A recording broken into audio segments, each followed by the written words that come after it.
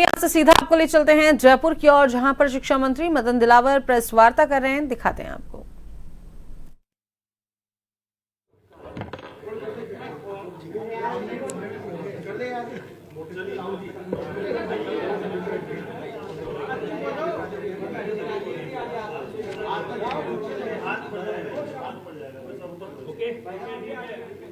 आज की इस पत्रकार वार्ता में आप सभी बंधुओं का स्वागत है।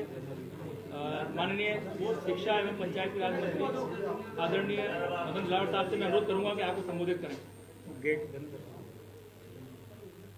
नमस्कार बंधुओं, आपका स्वागत है।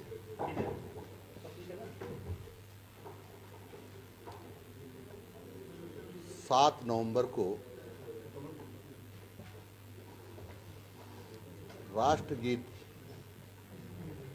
के 150 वर्ष पूरे हो रहे हैं और इसका 150वां वर्ष पूरे देश में धूमधाम से मनाया जाएगा।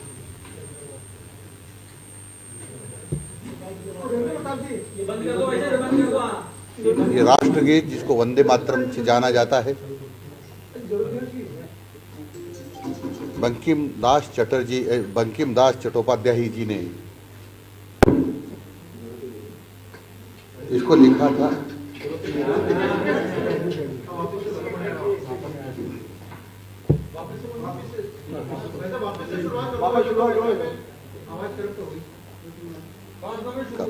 कर रहा हूं। नमस्कार भाई और बहनों, राष्ट्रगीत यानी वंदे मातरम को 7 नवंबर को 150 वर्ष पूरे हो रहे हैं। पूरे देश में 150वां वर्ष धूमधाम से मनाया जाएगा। ये पूरे देशवासियों के लिए उत्सव है, पर्व है। ये राष्ट्रगीत बंकिम दास चट्टोपाध्याय द्वारा लिखा गया था और 1870 के दशक में लिखा था और ये संस्कृत और बांग्ला में लिखा था। इनका प्रथम गायन 1896 में हुआ था और इसको संविधान ने इसको राष्ट्रगीत के रूप में स्वीकार किया है। राष्ट्रगीत और राष्ट्रगान का दर्जा दोनों का बराबर है। आप सबको जानकारी होगी, देश की स्वतंत्रता के लिए जब आंदोलन हुए तो सबसे ज्यादा ऊर्जा भरने वाला, उत्साह पैदा करने वाला, जोश पैदा करने वाला ये वंदे मातरम का गीत ही था, जिसको गुंजायमान करते हुए लोग आजादी के आंदोलन भाग लेते थे और अपना आंदोलन क्रांतिकारी तरीके से चलाया करते थे। 7 तारीख को 10:15 बजे पूरे देश में गाया जाएगा। राजस्थान में भी एक सबसे बड़ा उत्सव होगा। ये सभी जिलों में उत्सव के रूप में कार्यक्रम होंगे, सभी विद्यालयों में होंगे और जिला मुख्यालय पर सार्वजनिक कार्यक्रम होंगे। यहाँ जयपुर में एक बड़ा कार्यक्रम होने वाला है, जिसके साक्षी आप सब लोग बनने वाले हैं। ये कार्यक्रम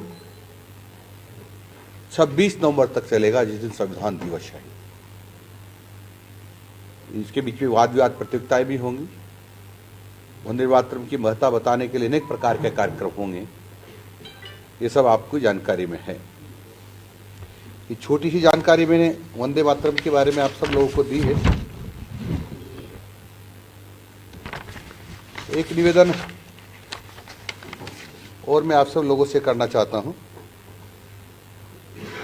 कि राजस्थान सरकार के शिक्षा विभाग,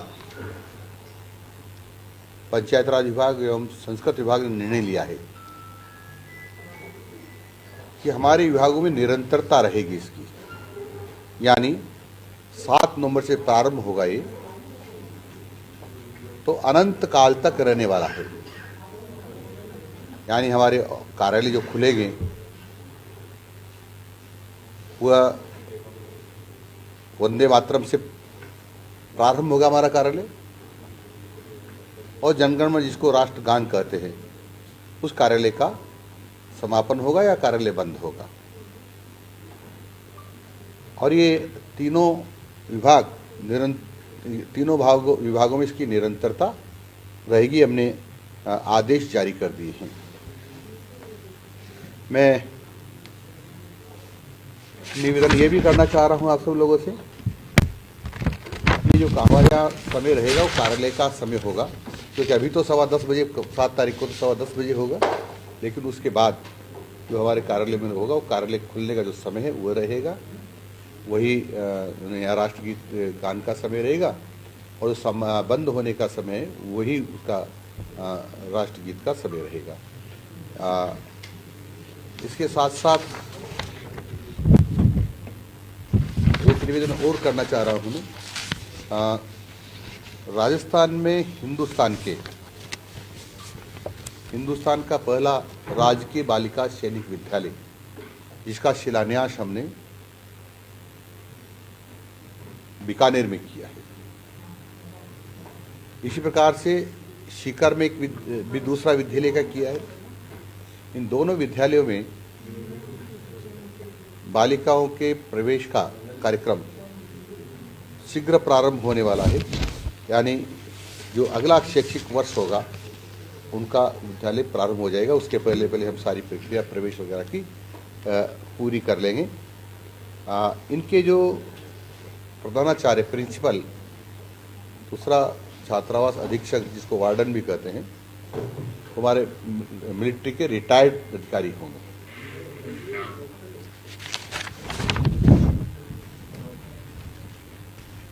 ये जो हमने जो बालिका सैनिक विद्यालय खोलने की जो माननीय मुख्यमंत्री ने घोषणा की थी, वो बीकानेर, सीकर, कोटा,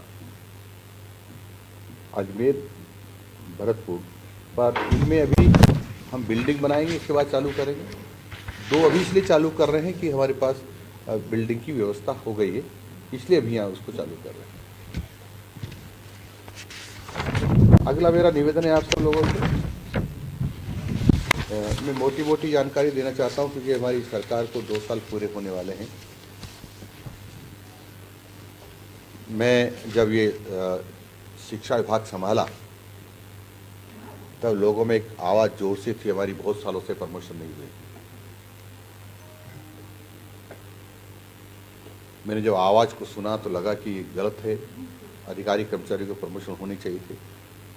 हमने लगभग 50,000 अधिकारी कर्मचारियों के प्रमोशन किए, और बहुत शीघ्र कोर्ट पे थोड़ा सा मामला अटका हुआ है, पर वो भी सुलझने वाला है। उसके बाद 21,000 के आसपास और प्रमोशन हम शीघ्र करने वाले हैं। और मैंने सभी अधिकारियों को निर्देश दे दिए हैं कि 2026 तक की डीपीसी आप पूरी करेंगे, जो 25, 26, 27, 17 उसकी, ताकि कोई भी अधिकारी कर्मचारी ये कहने की स्थिति में नहीं रहे कि हमारा प्रमोशन ड्यू है। ये हमने सबको निर्देश दे दिए, और बहुत शीघ्र ये होने वाला है।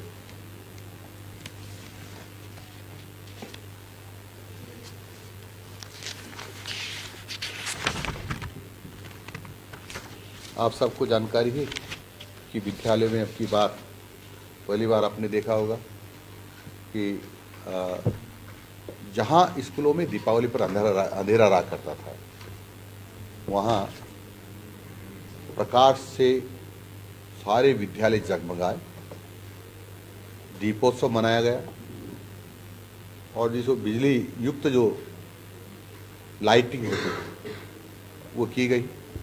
सरस्वती माँ की पूजा स्कूलों में हुई, उसके पहले स्कूलों का रंग रोगन हुआ, साफ सफाई हुई। मेरी जानकारी के अनुसार, और जब मैं क्योंकि 66 साल के ऊपर का हो गया हूँ, मैंने पहली बार देखा है कि विद्यालय में दिवाली से पूर्व साफ सफाई हो रही है, और दिवाली पर पूरा विद्यालय रोशन हो रहा है। ये मैंने पहली बार देखा है। मैं समझता हूँ अच्छा है। एक और मैं घोषणा कर रहा हूँ कि जिन हमारे विद्यालयों में विशेषकर सीनियर सेकेंडरी स्कूल्स में 25 बच्चों से कम विद्यार्थी हैं, उन सब विद्यालयों को हम मर्ज करेंगे पास के विद्यालय में, क्योंकि 25 का अर्थ ही होता है कि एवरेज 2 बच्चे हैं एक क्लास में, तो ऐसा स्कूल चलाने का कोई मतलब नहीं, वाइबल नहीं होता है। इसलिए ऐसे विद्यालयों को हम मर्ज करने वाले हैं। ऐसे विद्यालय भी हैं जिनमें 0 नामांकन है, उनको भी मर्ज करेंगे। अब आप लोग कहेंगे मर्ज क्या, उनका क्या मर्ज करेंगे आप, बच्चे तो है ही नहीं, मर्ज वहाँ की बिल्डिंग है, तो यानी उनके सुबूत कर देंगे ताकि उसकी देखरेख हो सके। और जिला कलेक्टर को हमने निर्देश दिए कि उसका क्या बेहतर उपयोग हो सकता है, उस बिल्डिंग का बेहतर उपयोग कर सकते हैं, ये भी हमने और निर्देश जारी कर दिए हैं।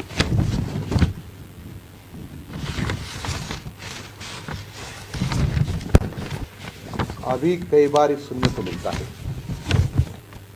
किसी विद्यालय में बच्चे कम हैं, अध्यापक ज़्यादा हैं, कई बच्चे ज़्यादा हैं, अध्यापक कम हैं।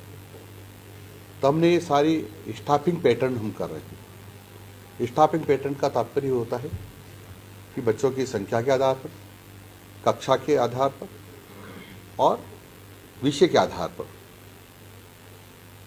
कितने कितने शिक्षक किस किस कैटेगरी के किस किस विद्यालय में होना चाहिए, वो सब हमने पूरा कर लिया। अब उसका भौतिक रूप से हम